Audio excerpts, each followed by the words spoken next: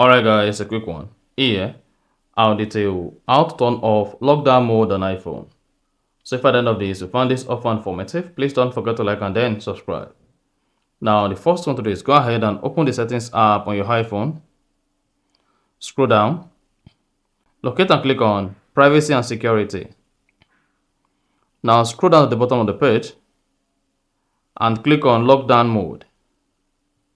Then here you should see turn off lockdown mode under lockdown mode. Select turn off lockdown mode. Now you'll be prompted to restart your iPhone. To turn off lockdown mode, click on turn off and restart. Now go ahead and type in your iPhone passcode, and after that your iPhone will restart and it's going to turn off the lockdown mode, and then you are good. So that is basically how to turn off lockdown mode on iPhone. If you found this offer informative, please don't forget to like and then subscribe.